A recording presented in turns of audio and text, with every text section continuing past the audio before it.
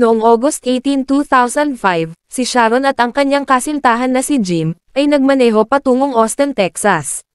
2 araw nang tumatawag si Sharon sa kanyang anak, na si Jennifer Cave, ngunit wala siyang nakuhang sagot. Ito ang kaso ng dalaga, na natagpuan sa isang bathtub, noong August 17, 2005. Isang araw bago ang nakakakilabot na pangyayari, na yumanig sa estado ng Texas, hanggang sa lahat ng sulok nito. Si Sharon Cave, ay may kausap sa telepono, ang amo ng kanyang anak. Kung saan nagpaalam kay Sharon, na ang kanyang anak na si Jennifer Cave, ay hindi pumasok sa trabaho. Nakiusap si Sharon sa babae na bigyan siya ng oras, para malaman kung bakit hindi nagpakita si Jennifer sa trabaho. Nangako siya, natatawag siya, bago matapos ang araw na iyon. Nang si Sharon ay tapos na sa pakikipag-usap sa babae, siya ay labis na naguguluhan. Dahil si Jennifer ay palaging sabik, tungkol sa kanyang trabaho. Naalala pa niya ang tawag sa telepono, at ang mga sigaw ni Jennifer habang sinasagot niya ang telepono. Ang kanyang boses ay puno ng pag-asa, at pananabik para sa hinaharap. Masayang masaya si Sharon para kay Jennifer, sa araw na iyon. Ngunit hindi niya alam, na ang tawag na iyon, ay ang huling beses na pala niyang maririnig, ang boses ni Jennifer. Napuno ng takot si Sharon, nang wala siyang natatanggap na text mula kay Jennifer, para sabihin sa kanya na ipinagpatuloy niya ang trabaho, tulad ng ipinangako niya. At ang masaklap pa, hindi sinasagot ni Jennifer ang kanyang mga tawag. Alam ni Sharon na may mali, dahil alam niya na hindi ugali ni Jennifer, ang hindi sumagot sa mga tawag, o tumawag pabalik para sabihin na abala siya. Alam niyang may kailangan siyang gawin. Hindi niya matawagan ang pulis, dahil malamang, na hindi sila kukuha ng nawawalang kaso, ng isang estudyante sa kolehiyo, na lumabas sa party. Pero ayaw maniwala ni Sharon, na nawawala si Jennifer. Sa halip ay pinanghawakan niya ang pag-asa, na siya ay nawalan ng malay, sa kanyang apartment pagkatapos ng isang gabi ng pagdiriwang, ng kanyang bagong trabaho, at nakalimutan lang na bumangon para pumasok. Ngunit kahit ganon ang iniisip ni Sharon, ang nararamdaman niya sa kaibuturan, ang katotohanan ay mas malala pa. Nagpasya siyang tawagan ang network provider ni Jennifer, at alamin kung sino ang tinawagan, o tumawag kay Jennifer, noong nakaraang gabi. Upang malaman niya, kung nakita nila si Jennifer, noong mga araw na iyon. Sa panahong yun, ay medyo kulang ang mga patakaran sa privacy. At nakuha ni Sharon ang mga numero ng telepono, ng mga taong nakausap ni Jennifer, noong araw na iyon.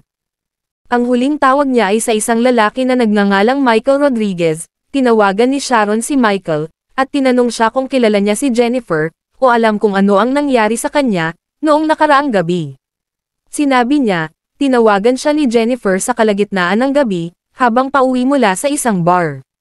Kasama niya ang isang kaibigan, na nagngangalang Colton Patoniek. Ang tawag daw sa kanya ni Jennifer, ay sobrang random, kasi hindi naman sila masyadong close. Hindi ganoon kalasing si Jennifer, ngunit lasing si Colton, at narinig ni Michael si Jennifer, na nagsabi kay Colton ng ilang beses, na umayos sa kanyang likuran. Pagkatapos may sinabi si Michael kay Sharon, na nagbigay ng pakiramdam ng pangangamba. Sabi ni Michael sa kanya, medyo nag-aalala siya, dahil nangako si Jennifer, na tatawag siya ulit, pag nakauwi na siya sa bahay. Ngunit hindi niya ginawa. Pagkatapos niyang marinig ang sinabi ni Michael, kinabahan siya, at binaba niya ang tawag. Pagkatapos chinik niya ulit, ang listahan ng tawag, na ibinigay sa kanya. At nakita niya na tumawag si Colton kay Jennifer, noong gabi, bago tumawag si Sharon kay Colton, at sinabi niya, hindi niya alam kung nasaan si Jennifer, at hindi niya ito nakita, noong araw na iyon. Hindi ito pinaniniwalaan ni Sharon, tinanong siya nito kung sigurado siyang hindi niya alam kung saan pumunta si Jennifer. At sumagot siya ng yes, at sa puntong ito, nagpasya na si Sharon na tumawag na ng pulis, at sinabi niya lahat, ang lahat ng kanyang nalalaman. Pagkatapos ay tinawagan niya si Colton, upang ipaalam sa kanya, na iniulat niya ang kaso, sa pulisya. Naghintay si Sharon ng karagdagang impormasyon mula sa pulisya, ngunit hanggang sa sumunod na araw, ay wala pa rin silang nalaman. Sinabi ng pulis sa kanya, na bagamat natagpuan nila ang kotse ni Jennifer sa labas ng apartment ni Colton, naghihintay sila ng warrant, para makapasok sa apartment nito. hindi mapigilan ni Sharon ang mag-isip na may masamang nangyari sa kanyang anak. At hindi niya kayang maupo na lang at maghintay ng balita. Kaya sinabi niya sa kanyang kasintahan na si Jim Sedgwick ang tungkol dito. At nagpa siya silang magmaneho papuntang Austin para makipag-usap ng personal kay Colton.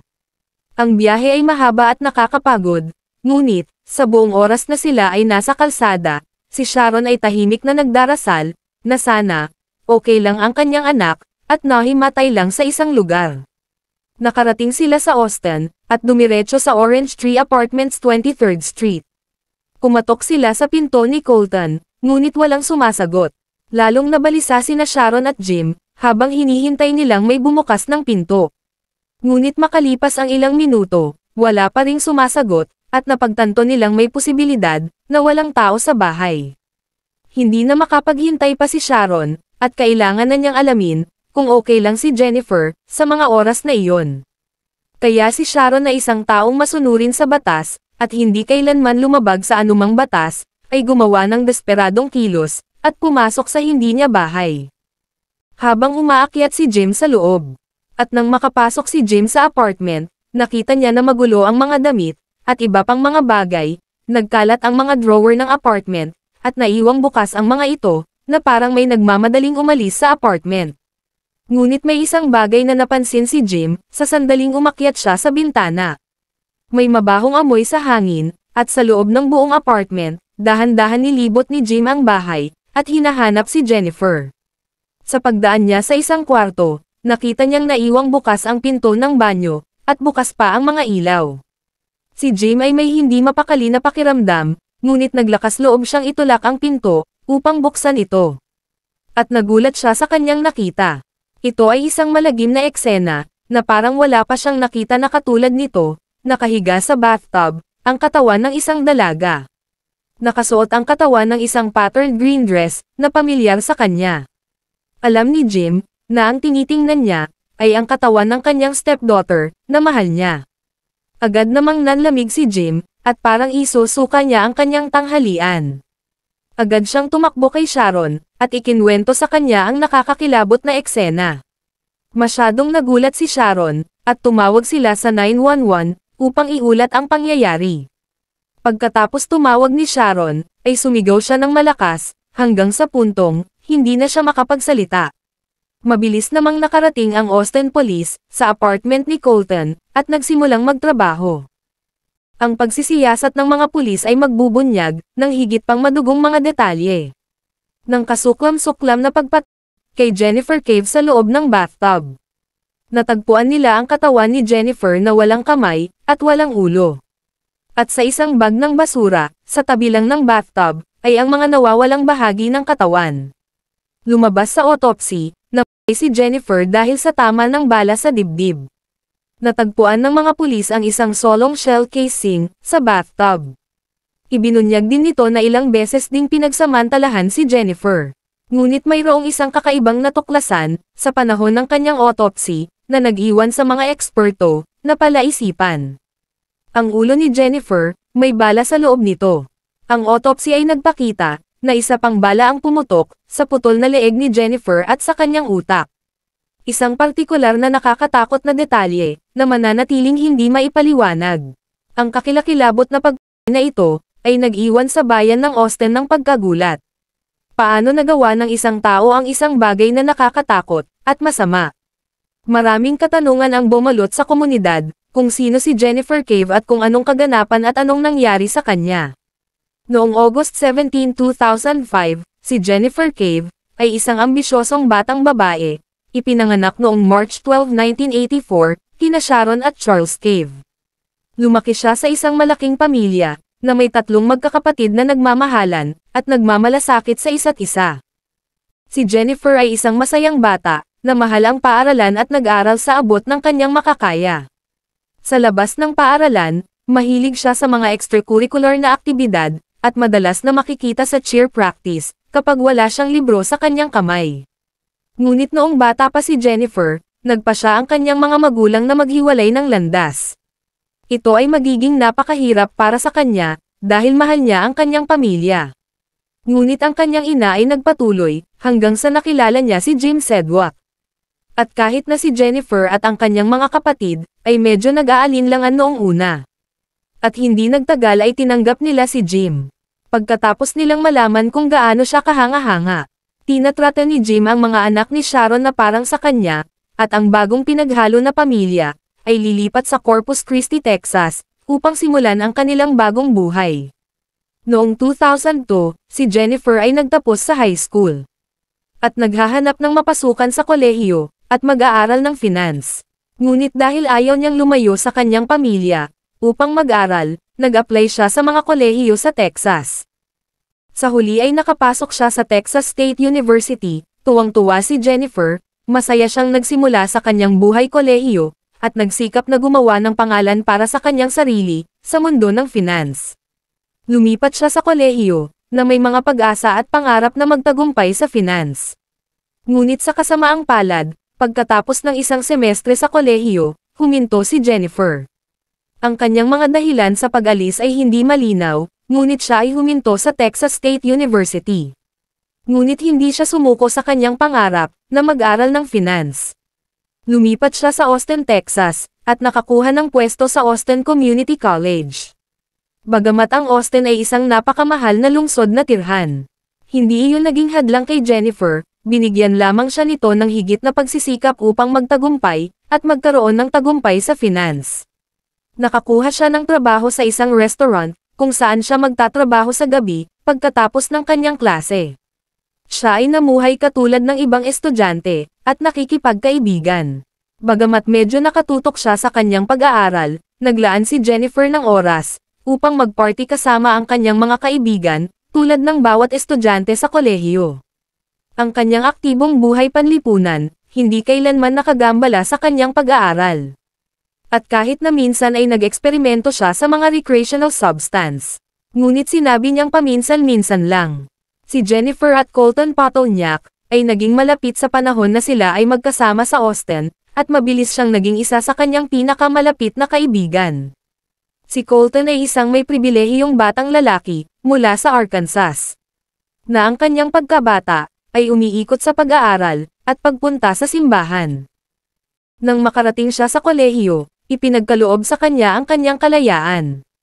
Ang party lifestyle na gusto niya noon pa man, at sinamantala niya ito. Madalas siyang nasa labas ng party, at hindi nagtagal ay nagkaroon siya ng problema sa mga pinagbabawal na gamot. Siya ay ipinadala sa rehab, ngunit siya ay bumalik pagkatapos ng kanyang paglaya. At noong 2004, siya ay inaresto at kinasuhan, nang matagpuan ng mga pulis, ang iba pang mga kasamahan niya, sa kanyang sasakyan. Siya ay umamin sa mga paratang, at gumugol ng 20 araw sa bilangguan. Ipinagpatuloy ni Colton ang pag-abuso sa mga pinagbabawal na gamot, pagkatapos ng kanyang paglaya. Bagamat ang kanyang pagkahilig sa mga party, ang naglapit sa kanila ni Jennifer, pero hindi sila magkatulad ng mga bagay na pinapahalagahan. At noong nagtapos na siya, naging malabo na ang kanilang pagkakaibigan. At noong nagtapos si Jennifer sa community college, at nakakuha ng trabaho bilang legal assistant, sa isang law firm, tumawag si Colton para batiin siya, iminungkahi niyang lumabas sila para magdiwang. Alam ni Jennifer na kailangan niyang gumising ng maaga para magtrabaho. Ngunit ang iniisip ni Jennifer, ang isang basong inumin, o dalawa, okay lang para ipagdiwang ang magandang balita. Pumunta sila sa isang bar, na tinatawag na Sixth Sense sa Austin. Pinipigilan ni Jennifer ang kanyang pag-inom, habang si Colton sa likod, ay sunod-sunod ang kanyang pag-inom, at madalas siyang pumunta sa banyo. Malamang, para gumamit ng bawal na gamot. Sa pagtatapos ng gabi, si Colton ay parehong lasing at high, at si Jennifer ay nahihirapan para maiuwi siya. Gusto niyang makasigurado, na makauwi siya ng maayos. Dahil wala siya sa tamang ulirot, para pangalagaan ang kanyang sarili. Tinawagan niya si Michael, para ipaalam kung nasaan siya. Sinabi niya na tatawag siya ulit kapag nakauwi na siya. Ang kanyang dahilan sa pagtawag kay Michael, ay hindi malinaw. Ngunit posible, naramdaman niyang nasa isang uri siya ng panganib, kasama si Colton. At gustong may makaalam, kung nasaan siya, kung sakaling may mangyari sa kanya. At tama nga si Jennifer, may nangyari nga sa kanya. at ang pagtawag niya kay Michael, ang clue, para mapadali ang kaso. Habang hinahanap ng mga pulis ang apartment ni Colton, isang bagay ang malinaw. Si Colton ay wala kahit saan. Bagamat mukhang tumakas siya sa kanyang apartment, nakagawa siya ng isang pagkakamali, na humantong mismo sa kanya, ang pulis. Kinuha ni Colton ang kanyang telepono, kaya nasubaybayan siya ng mga pulis. At natuklasan nila na ang kanyang telepono, ay nagpunta sa Mexico. Pero nagtaka sila, dahil nasa harap pa ng bahay ang kanyang sasakyan, kaya paano siya nakarating sa Mexico. Ngunit isang tawag sa telepono mula sa isang nag-aalalang magulang ang nagbigay ng karagdagang impormasyon, na hahantong sa paghuli kay Colton. Si Lauren Hall, ang ama ng dating kasintahan ni Colton, si Lauren Hall ay nakatanggap ng isang medyo tungkol sa email, mula sa kanyang anak na babae. Sinabi niya, upang i-clear ang kanyang buong apartment alarm bells. At mabilis siyang tumawag ng pulis, sinabi niya sa kanila na nag-aalala siya, na tumakas ang kanyang anak, kasama si Colton. Dahil sa pagkakaalam niya, medyo nahuhumaling ito sa kanya. Makikita sa CCTV footage, ang kotse ni Laura, sa hangganan ng Mexico kasama si Colton, na komportableng nakaupo sa passenger seat. Ang footage ay napetsahan noong August 18, at nakatatak ang oras, ng 2:41 AM. Ang araw pagkatapos na pinatay si Jennifer. Sina Laura at Colton ay mabilis na natagpuan sa Mexico, dahil hindi na nila sinubok ang mag-laylow, pagkatapos na sila ay makalayo. Sa tulong ng Mexican police, inaresto sina Laura at Colton. Noong August 22, 2005, 5 araw pagkatapos ng pagpatay kay Jennifer Cave. Sila ay ipinalabas sa US, kung saan si Colton ay nahaharap sa kasong pagpatay, at si Laura ay kinuha para sa pagtatanong. Sa pagtatapos ng sesyon ng interogasyon, natiyak ng pulisya, na higit pa ang ginawa ni Laura kaysa sa pagtulong kay Colton sa pagtakas. Sinabi ni Laura sa mga pulis, na tinawagan siya ni Colton noong 6 AM, para pumunta sa apartment, at doon niya nakita ang katawan ni Jennifer, sa bathtub. Sinabi ni Laura, hiniling ni Colton na lumabas siya ng apartment. Habang siya ay pumunta sa tindahan ng hardware, at bumili ng hakso, mga bag ng basura, mga produktong panlinis, at guwantes na goma. Ang pagsisiyasat ay nagpakita na sa parehong oras, si Laura ay nagmaneho ng kanyang berdeng Cadillac, sa isang gasolinahan. Kung saan pinunan niya ang tangke, at hinugasan ang kotse. Habang inaangkin ni Laura, nawala siya roon. Sinabi ni Colton ang ibang kwento, ang depensa ni Colton, si Laura ang mastermind ng plano. At hindi inamin ni Colton ang kaso ng pagpatay, at sinasabing siya ay labis na nalulan sa narcotics, at alkohol. Na siya ay nag-blackout, at nang siya ay dumating ay natagpuan niyang na si Jennifer, sa bathtub. Itinuro ng prosekusyon, ang maraming butas sa kwento ni Colton. At hindi binili ng hurado ang depensa ni Colton, at siya ay napatunayang nagkasala sa kay Jennifer Cave. At nasentensyahan ng 55 taon sa bilangguan, habang si Laura Hall, ay hinatulan ng pakikialam sa ebidensya at paghadlang sa pagdakip kay Colton Patoniak. Siya ay sinentensyahan, ng 10 taon sa bilangguan. Maraming salamat po sa panonood. Kung hindi naman po kalabisan, paki-like at subscribe po sa aking channel. As always, keep safe everyone.